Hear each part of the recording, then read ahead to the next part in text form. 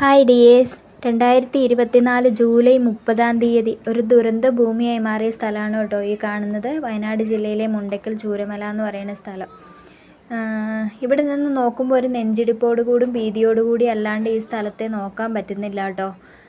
ഇവിടെ വലിയ പാറക്കല്ലുകളൊക്കെ കിടക്കുന്നില്ലേ, അത് നമ്മൾ ക്യാമറയിലൂടെ നോക്കുമ്പോൾ ഒക്കെ ചെറുതായിട്ട് തോന്നുന്നുണ്ട്. പക്ഷേങ്കിലില്ലേ, ഒരു പാറക്കല്ലെന്ന് വെച്ചാൽ ഒരു വീടിൻ്റെ വലിപ്പമുള്ള വലിയ പാറകളാട്ടോ.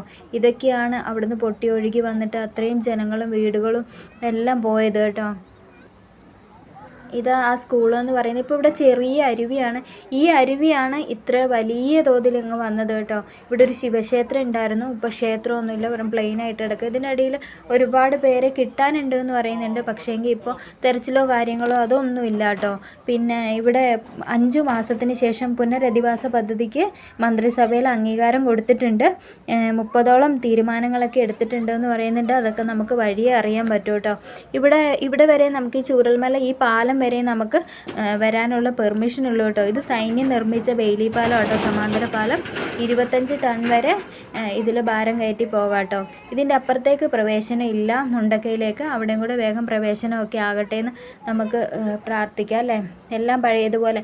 എന്തായാലും മറക്കാനുള്ള ഒരു ഇത് ദൈവം മനുഷ്യന് കൊടുത്തിട്ടുണ്ടല്ലോ, എല്ലാം മറക്കാൻ വേണ്ടിയിട്ടുള്ളത്. അപ്പോൾ ഇതൊക്കെ നഷ്ടപ്പെട്ടവർക്കൊക്കെ എല്ലാം മറക്കാനായിട്ടുള്ളൊരു ശക്തി ദൈവം കൊടുക്കട്ടെ എന്ന് നമുക്ക് പ്രാർത്ഥിക്കാം അല്ലേ. അപ്പോൾ ഇവിടെ പോകുന്ന ഈ ടൂറൊക്കെ പോകുന്ന ആൾക്കാർ എന്തായാലും ഈ സ്ഥലം പോയി ഒന്ന് കാണണം കേട്ടോ. നമ്മുടെ മനസ്സിൽ എന്തെങ്കിലും അഹങ്കാരമോ ദുഷിച്ച ചിന്തയോ പണമോ പത്രാസോ അങ്ങനെ എല്ലാം മതിമറന്ന് നിൽക്കുമ്പോൾ ഇത് കാണുമ്പോൾ ഇല്ലേ, ഒന്നും അല്ല എന്ന് നമുക്ക് മനസ്സിലാക്കുന്ന ഒരു സമയമാണ് കേട്ടോ ഇത് കാണുന്നത്. അപ്പോൾ പറ്റുന്ന ആൾക്കാരെല്ലാം ഇത് പോയി ഒന്ന് കാണുക കേട്ടോ.